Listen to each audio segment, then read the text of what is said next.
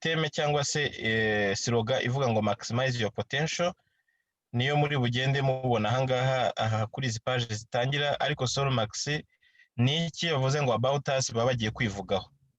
Iyi sosiyete ifite icyicaro gikuru ku isi yose ahitwa Moorgate muri London, muri Leta Zunze Ubumwe, United Kingdom. Aho ngaho tumenyereye kwita mu Bwongereza, ariko ni United Kingdom, aribyo babreje bakita UK. Ikorera mu bihugu 170 ubu ngubu tuvugana. Nta mwenda yatangiranye itangira uyu murimo wayo w'aka kazi kayo.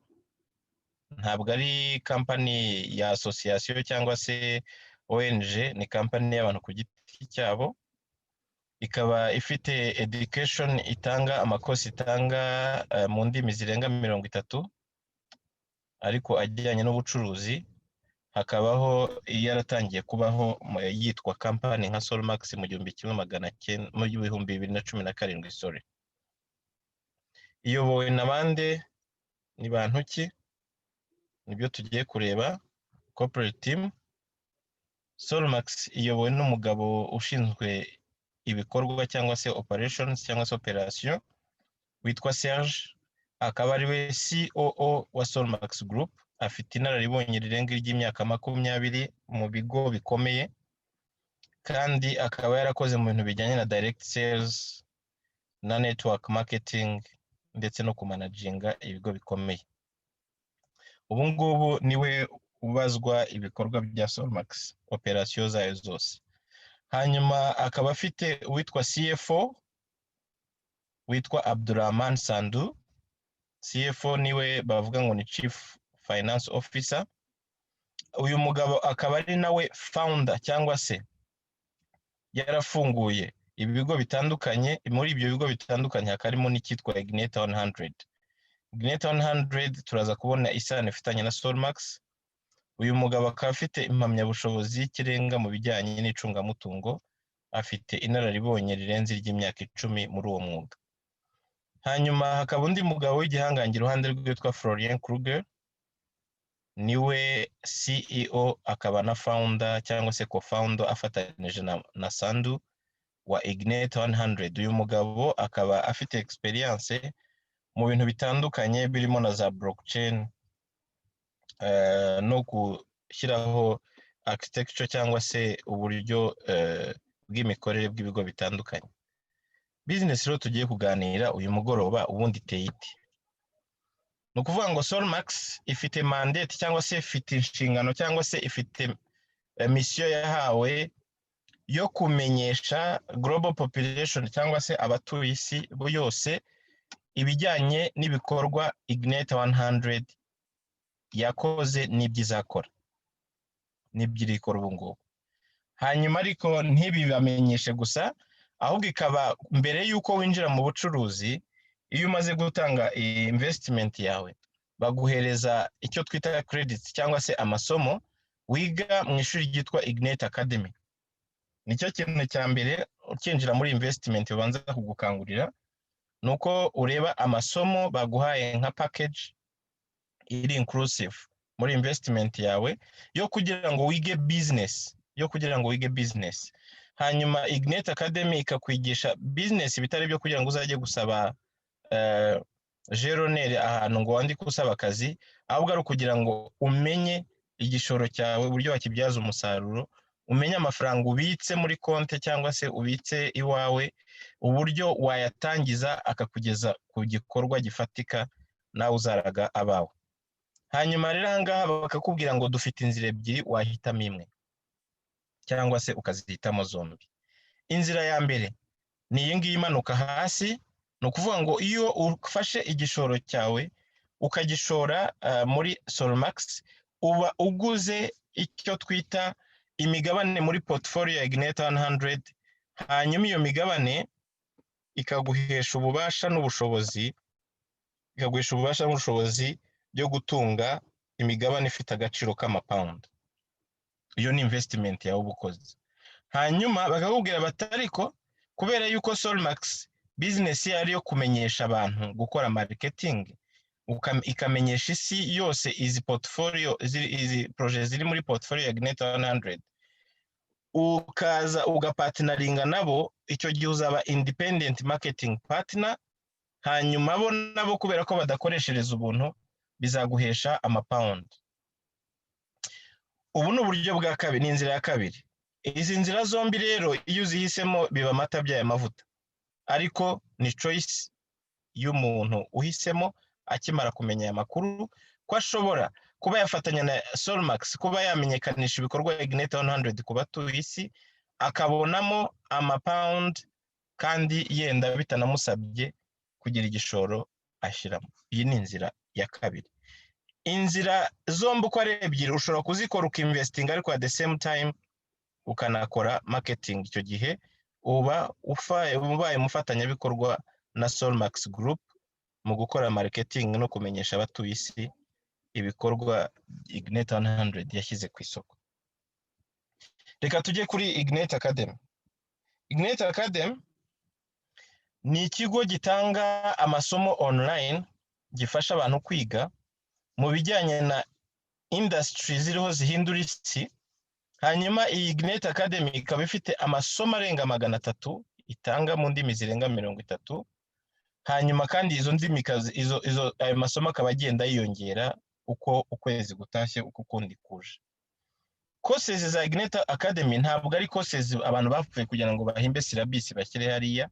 Zifite accreditation, accredited by London Law Society, Solicitors Regulation Authority, ROSPA, British Institute of Learning and Development, CPD Certified Service.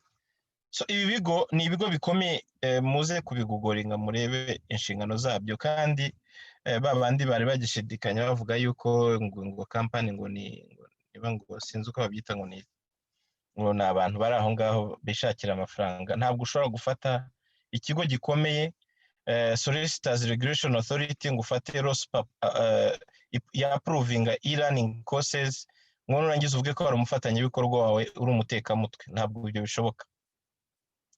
Izi courses ntabwo zikora gusa kuko ngo urazikora online, ahubwo iyo uzirangije baguhereza certificate.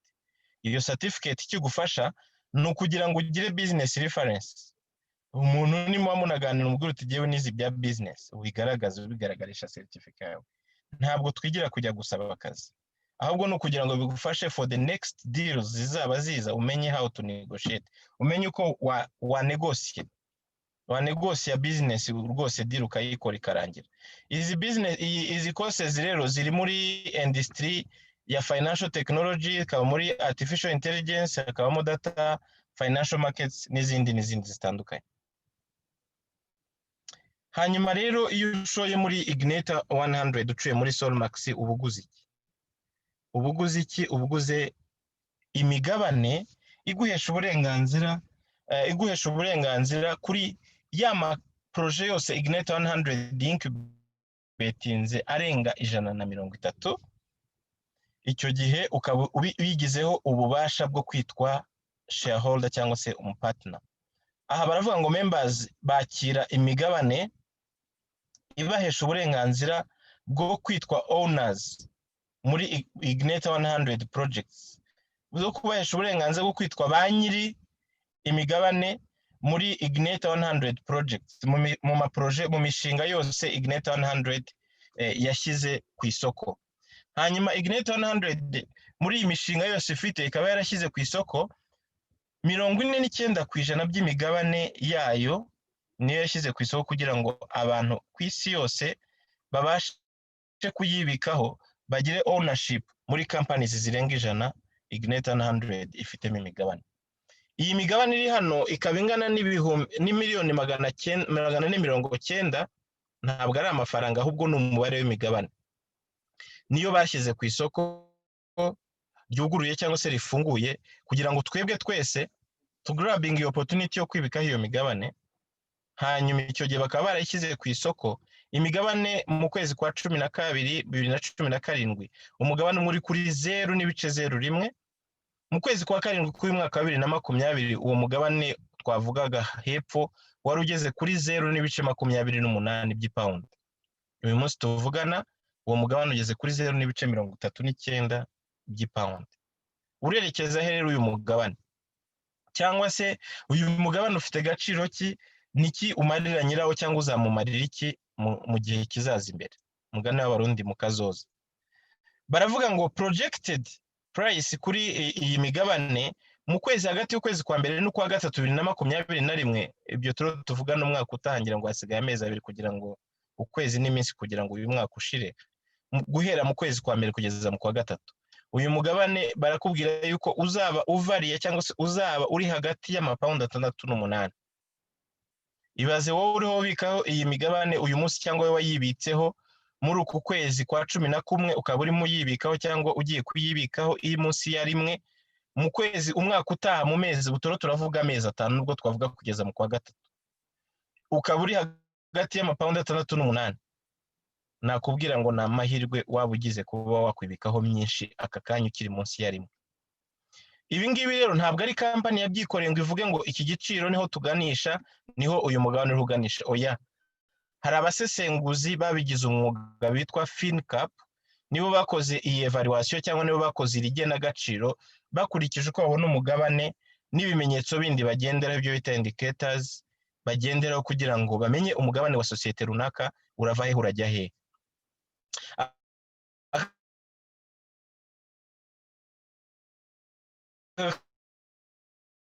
Kanote kari hano ku ruhande karavuga ngo go live on London Stock Exchange in first quarter of 2021.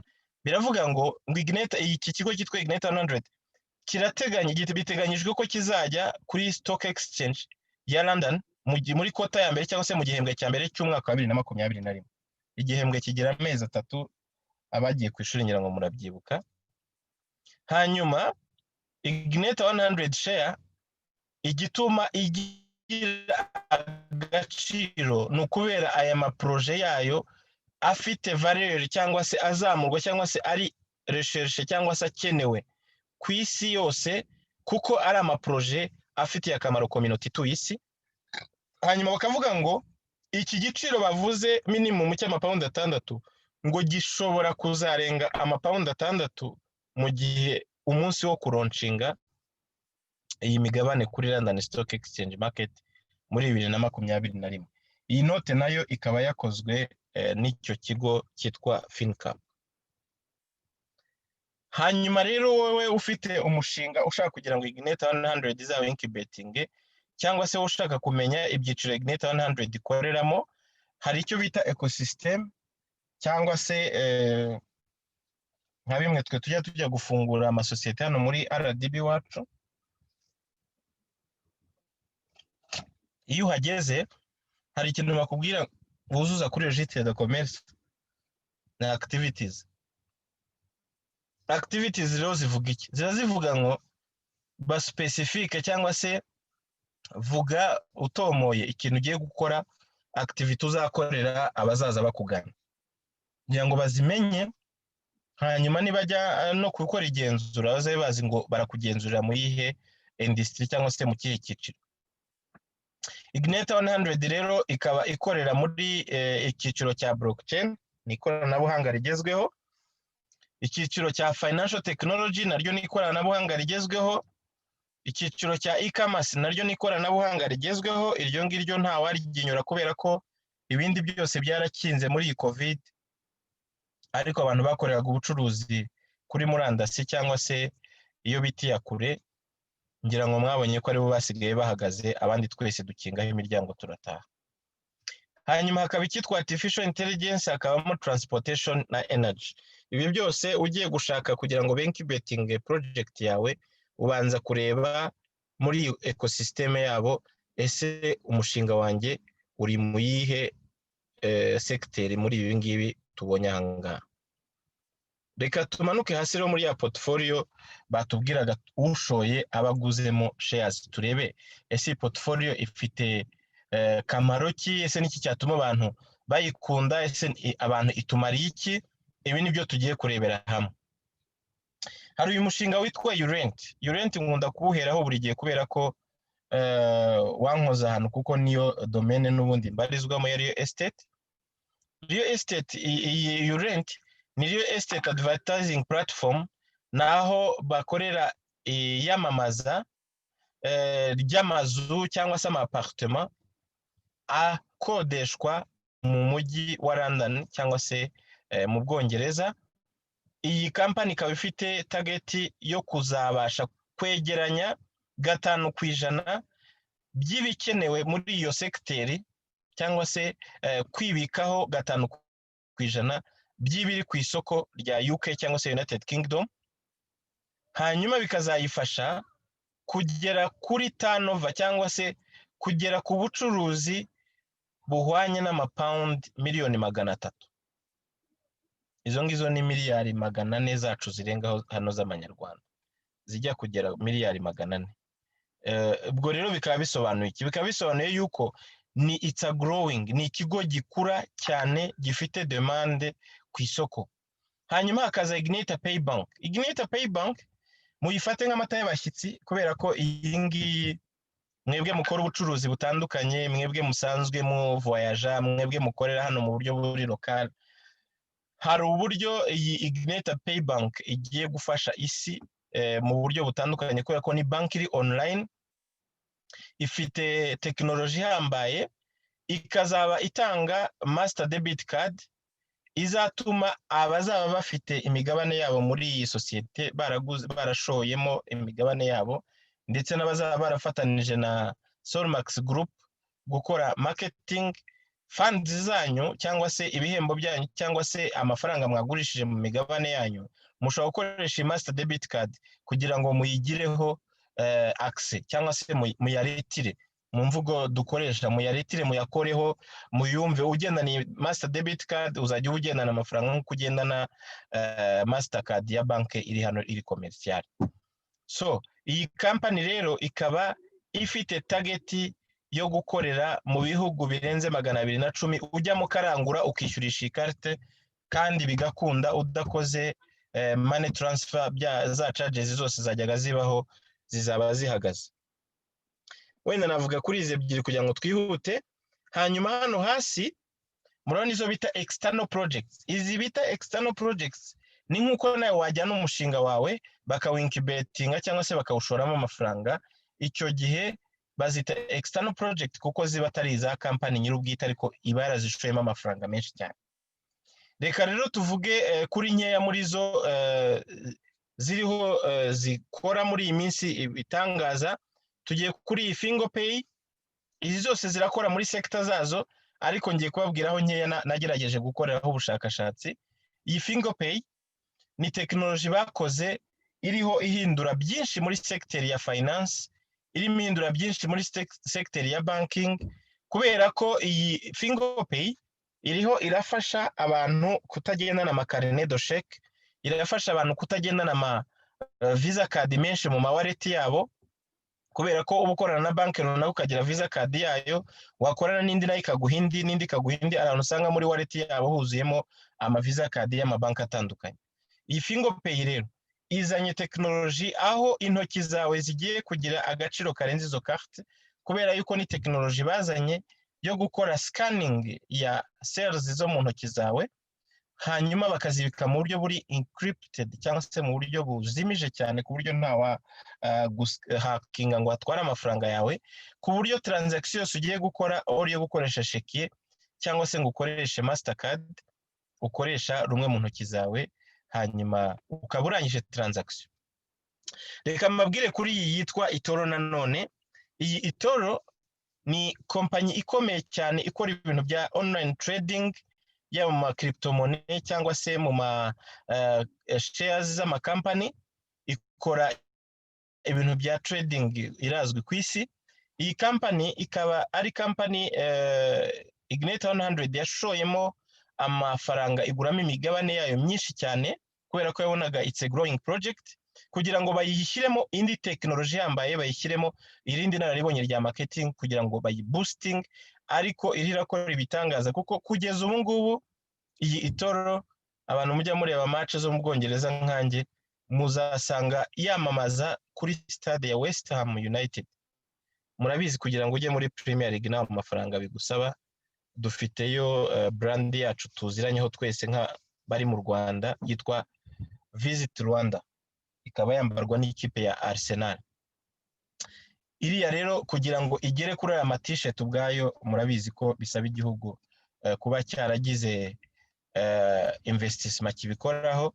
Ubwo rero n'aya makampani noneho y'ubucuruzi murumva ku gihugu cyo baratorera ko harimo no kuzamura secteur, ariko nk'aya makampani y'ubucuruzi yo kugira ngo yiporotege arajye gucuruza hariya mu trust me amafaranga uba washoye bari amafaranga menshi, kandi uba wizeye ko ibyo ukora ari ibintu biri genuine bikenewe n'isi yose.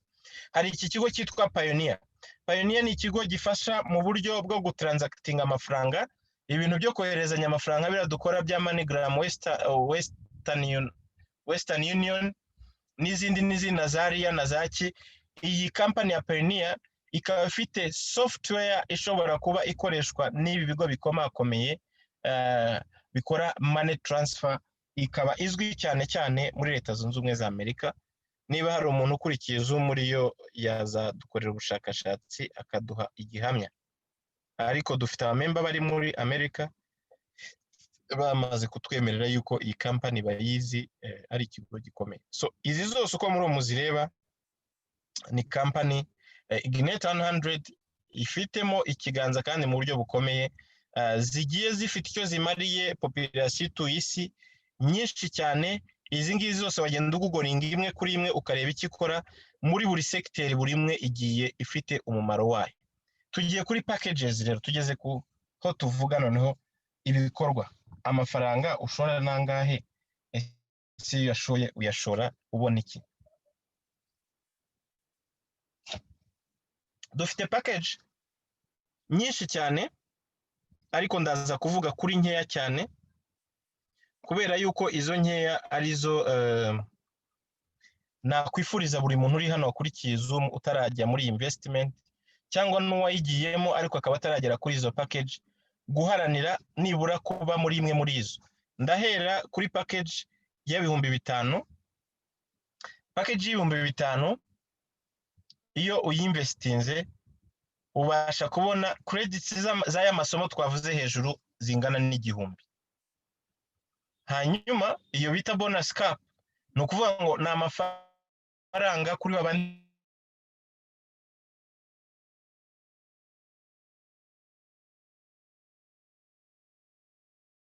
business utarenza mu gihe cy'icyo cyumweru. Hanyuma hakaza ya 2500 ubona credits 500, hakaza y'igihumbi ubona credits 200, hakaza iya 500 ubona credits 100. Hanyuma ntarenza aho ngaho ngarukiye aho ngaho kuko ariho nifuza ko mwese mwamenya ko izindi murazisomera namwe murazibona zira aho ngaho. Ariko yewe muntu watangiriye kuri imwe muri izi ngizi ntavuze, ndagusaba yuko uhereye uyu munsi niba koko warumvise ko business ya Solmax ari business yagira intambwe iguteza, ko uharanira kugeza kuri izi pake guhera ku ya 500, igihumbi, 2500 ndetse na 5. Nizo zindi iyo zikoresheje ubukoze investment. Ariko mu buryo butaziguye ushobora kwegera upline wakwinjije muri business akagusobanurira impamvu avantage na desavantage zo kubukiri muri package ziri hasi. Ntabwo ari uko company ikeneye amafaranga yawe menshi, ahubwo nuko wowe ukeneye kubona ibintu bimuvinga, kuko business kugira ngo yitwe business nuko ibi transacting, nuko haba hari transaction. So igihe rero bizagusaba umwanya muremure kugira ngo ukore transaction, nakubwiza ukuri ko icyo gihe ntago bari bakagera ku rwego rwo gukora business, ahubwo bigusaba kugira ngo uzamuke ujye mu cyiciro cyo gukora business. Option rero zo kwinvestingiraho ni izihe? Option ya mbere niyo kuba wagura imigabane cyangwa se kugura saving shares. Icyo gihe rero bigenza ute? Ufata amafaranga washoye, warangiza kuyafata ugahita uyaguramo imigabane yose 100%. Hanyuma kubera ko company kiri kuri initial phase ikakubwira ngo amafaranga yawushoye tureta tuyakudaboringira tuyaguhe mo imigabane ihwanye na 200% y'amafaranga washoye. Nukuvuga iki? Nukuvuga ngo niba ushoye amapaundi 1000 ukaba wagomba kubona imigabane 4,000, icyo gihe company zahita iguha 8,000 kubera ko ikiri kuri initial phase yo kugurisha iyi migabane. option 2 ni 1% daily. Kubera iki 1% daily? Ni option uhitamo ukavuga uti jewe ndashaka yuko amafaranga yanjye agenda ngarukira ku gihe cy'umunsi, hanyuma mu gihe cy'iminsi 200 open days nkaba nabashije kugarukana aya mafaranga yanjye ndetse n'inyungu zayo biri kumwe. Bigenda bite rero?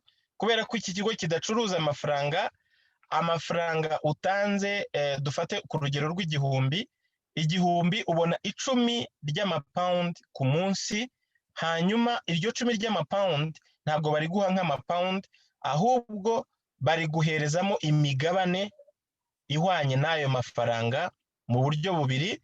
75% by'ayo mapound 10 aribyo bihwanye n'amapound 7.5, bahita babikoherezamo imigabane bagabanyije n'agaciro k'umugabane k'uwo munsi.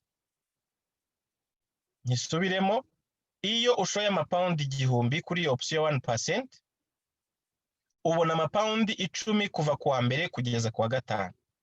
Amapound 10 system ikayaguhamo imigabane mu buryo bukurikira: 75% by'amapound 10 na amapound 7.5. System ihita ireba igiciro uwo munsi share igezeho. Ubu uyu munsi share igeze kuri 0.39, urafata 7.5 ariyo 75% ugabanye na 0.39 ubone imigabane bari bushyire ku cyo bita open account.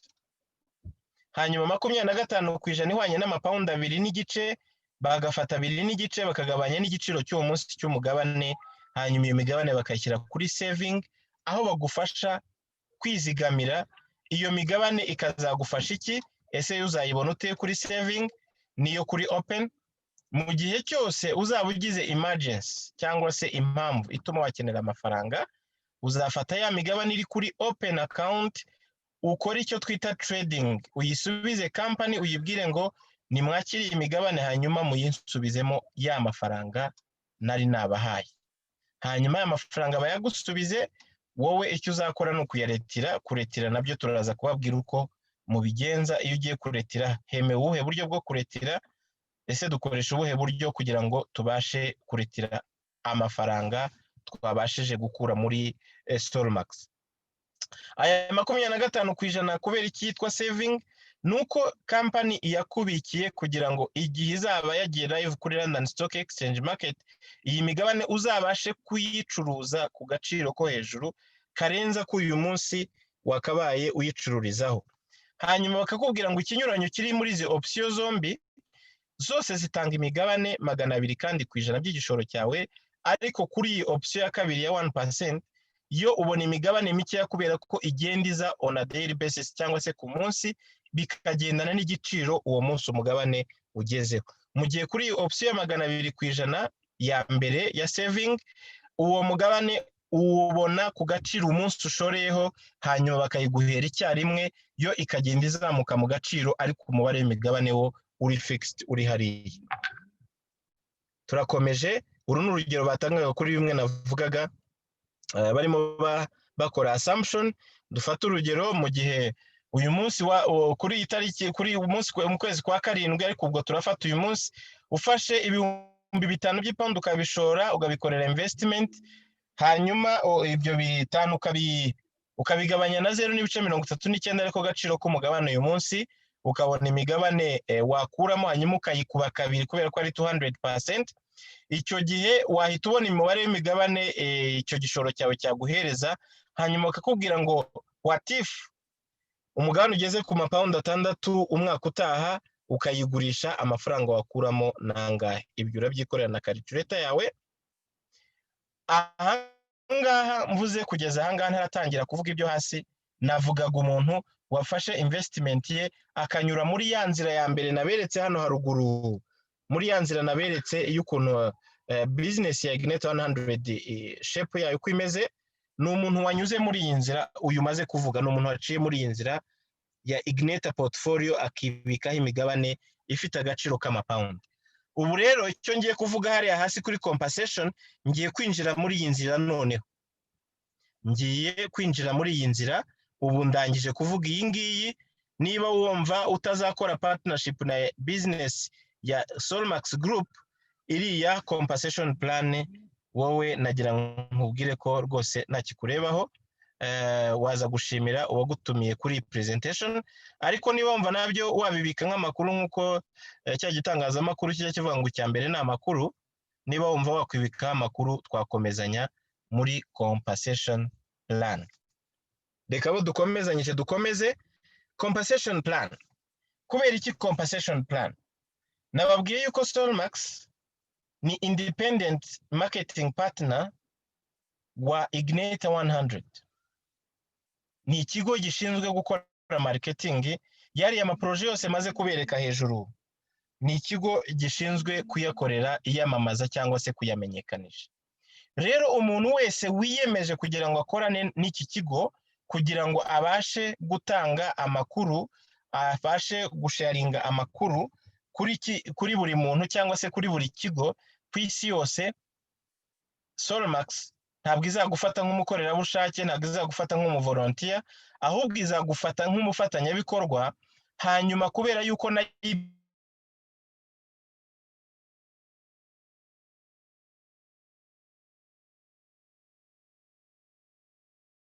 amafaranga, ntabwo izakubwira ngo thank izesha agasheke. Agasheke rero gateye gute? Iyo ubwiye umu-investor ukamubwira opportunity iri muri Ignite 100, iya migabane agaciro kayo uko izamuka, uko izajya kuri stock exchange, ukabimufasha kubisharinga akabyumva, akavuga ngo I'm ready to invest now. Akakubwira ngo niteguye gushora muri iki kigo, nkakiguramo imigabane, nkashyiramo savings zanjye, ibi ngibi ngiye kubikora, ndabikwemereye. Icyo bisobanuye rero niki? Bisobanuye yuko icyo gihe uwo yemeje kuba umufatanyabikorwa na Solmax muri ya partnership yo gukwirakwiza kuri global population izi portfolio, kandi zinafitiye akamaro abantu, kuko bamwe muri twebwe bizavamo tuba abakiriya babiriya bigo, kuko nkanjye ndiho ndadiringa na Urent kugira ngo ifatanye nanjye mbere umufatanyabikorwa kuri projet zanjye za real estate. So nawe ejo uzasanga muri domaine cyangwa se muri secteur barizwamo hari ikigo kimwe muri biriya wagirana partnership nacyo. So nuby'umumaro rero n'iby'agaciro kuba wabimarketinga, ariko rero saga hato n'uburenganzira. Niyo mpamvu bakwise independent marketing partner. Urigenga rwose, nta uzakubaza, nta uzaguhagarara hejuru ngo akubwire ngo ese ko nta bantu bibwira, ngo ese ko nta muntu urazana. Oya, ntabwo ariko Solmax ikora.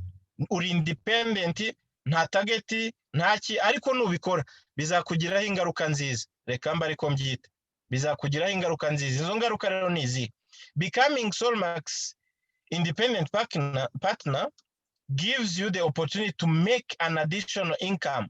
Bisobanuke neza, kuba independent marketing partner wa Solmax biguhesha kubona inyungu y'inyongera kuyo wari kubona n'ubundi muri investment wakoze, ariko yitwa inyungu y'inyongera kubera ko gusa washarinze the opportunity y'amasomo ifite, kubera ko washarinze opportunity ya business ku bandi bantu.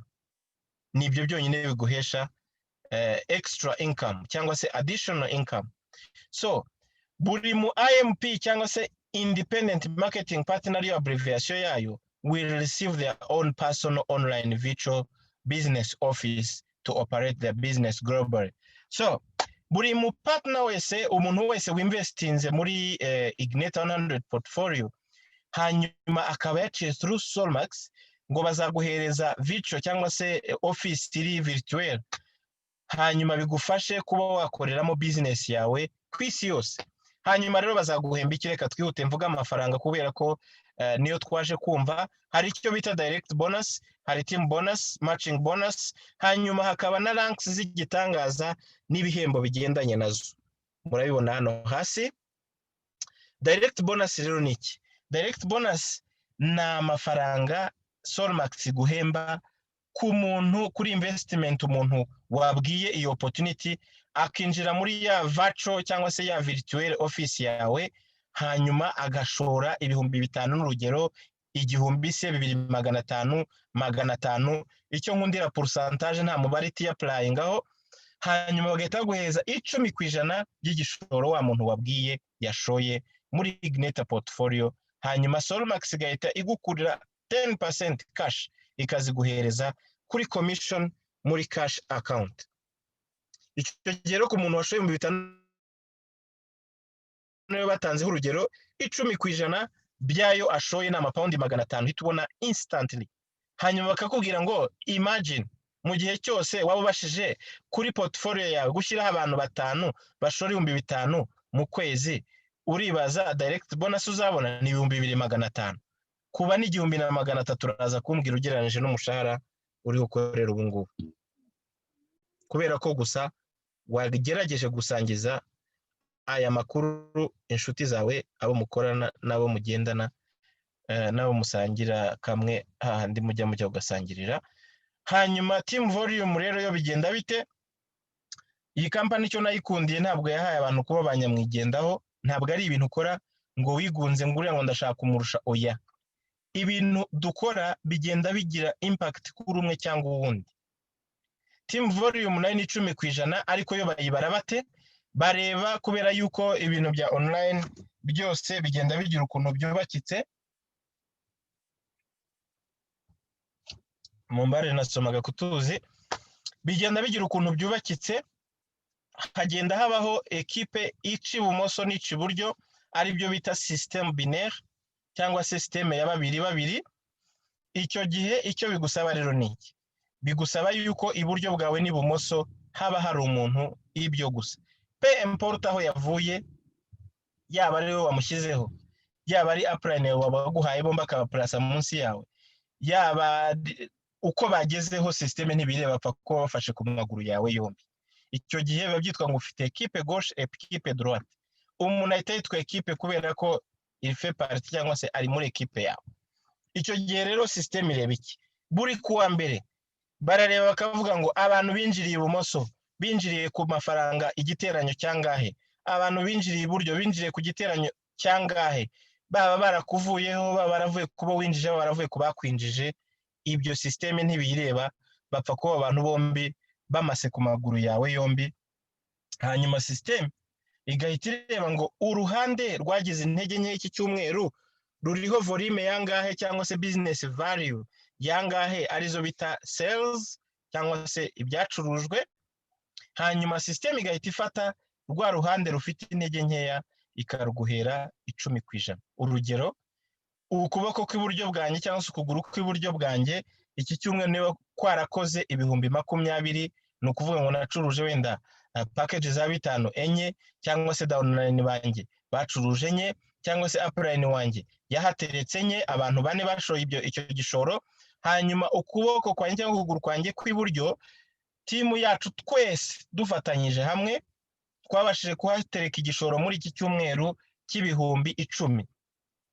Systeme rero itireba 20,000 n'10, yarangiza igahita ivuga ngo 10 hagize intege nkeya, bagahita bafata ibyo 10,000 bagakuba n'10%. Ayo ngayo ni amapawundi 1,000 ahita aza kuri account yawe. Ntiwumve ngo it's too much to believe, it's possible. Nibyo biba, nibyo duhora tubona every week. So rero ntibize kugushokinga ngo ugire ngo turakubwira inzozi. This is the real life. So 1,000 kigahita kijya kuri balance yawe, hanyuma bikajya muri bwa buryo bwa 25 na 75. 75 bikajya kuri cash account commission, 25 bikajya kuri tradable account, hanyuma buri wa gatandatu bikazamuka bikajya kongera imigabane ya saving. Matching bonus ni bonus nziza cyane. Ngiye kubereka impamvu noneho naberetse aya mapackage 4 muri aya mapackage yose 8 mwabonye hari hejuru. Aya mapackage 4 kuva kuri 5 kugeza kuri 500 niyo yonyine wemerewe kuba wagiraho bonus yitwa matching. Kuri iyi ya 500 yitwa executive, ubona kuri generation ya mbere cyangwa se ba bantu binjiye direct kuri wowe 20% y'ibyo binjije icyo cyumweru. Nari maze kukubwira ngo niba mbonye amapawundi 1,000, ubwo upline wanjye niba afite one of this package qualifying a matching bonus, ubwo 20% n'amapawundi 200 ahita ava kuri cya 1,000 nabonye, agahita nawe amuzamukaho direct akayabona. Iyo niyo matching. Hanyuma niba ndi generation ya kabiri kuri wa wundi uri qualified kubona matching, akaba afite package y'1,000, ahita mbonaho 15% ni amapondi 150. ubwo ni ukuvuga ngo uw'igihumbi yemerewe kubona matching bonus kuri generation ebyiri, abo wazanye direct n'abo abo ba direct bazanye. Abo yazanye direct abonaho 20%, abo bazanye akabonaho 15%. Profession ni generation 3, 20%, 15% ndetse n'10% ku buvivi bwawe. Hanyuma ku ya bitanu ariyo elite ubona kuri generation enye 20, 15, 15%. Iyo ikaba ari matching bonus, ni bonus iryoha cyane ubona kwa mbere ukajya kubona ukana wari expecting nk'igihumbi ukabona hikubiseho 200 ya downline wawe, hikubiseho 50 y'umwuzukuru, ukibona hikubiseho 20 y'umwuzukuru, ukabona byose biragiye biraje biristotse. Icyo gihe nyine uburi muri celebration. Leadership ranks n'ibihembo byazo nari nabivuze hejuru, ni amaranka y'igitangaza, amaranka y'akataraboneka aherekejwe n'ibihembo wakwifuza, nanjye nakwifuza. Bamwe batangiye gusingira hano bari kuri Zoom bafite, abandi baro bakozaho imitwe y'intoki.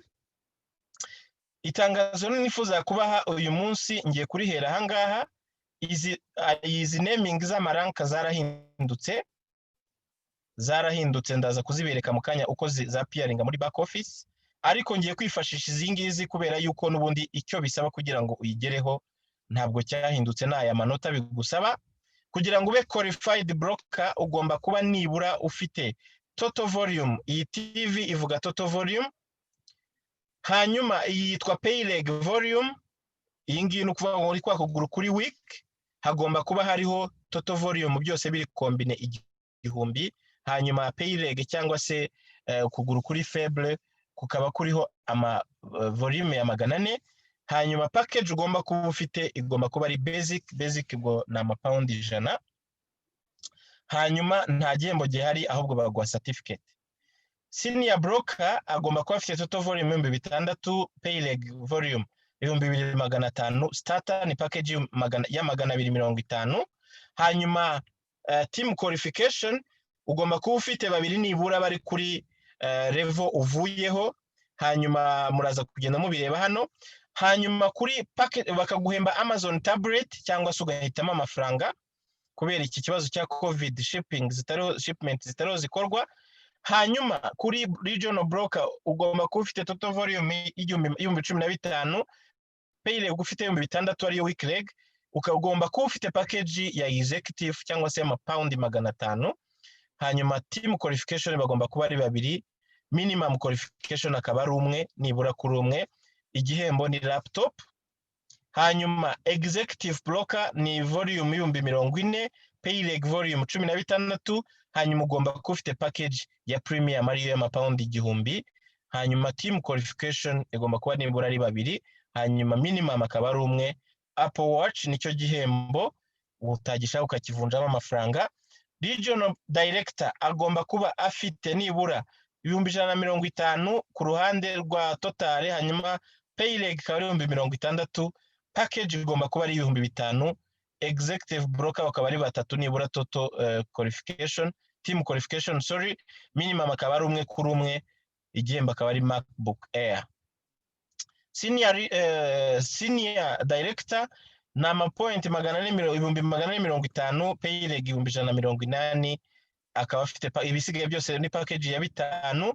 Hanyuma akaba agomba guhembwa Rolex ni isaha y'agatangaza. Hanyuma national director ni miliyoni imbumbe, hanyuma pay leg akaba ari volume 400. Hanyuma akaba nibura minimum ari umuntu umwe. Mercedes Benz C class, iyi ngiyi niyo top ana muri company amaze kugeraho. Murano ko zigenda zikagera no kuri Rolls Royce. Arabura ibihembo bibiri kugira ngo agere kuri Rolls Royce. Hanyuma natwe turaho inyuma turamurya isataburenge. Mboneyeho rero kugushimira we muntu wakurikiye iyi Zoom, ndashimira wagutumiye, ndashimira umwanya mwampaye n'amatwi mwanteze, ndabashimira yuko mwubahirije isaha. Ndisegura ko nakererewe,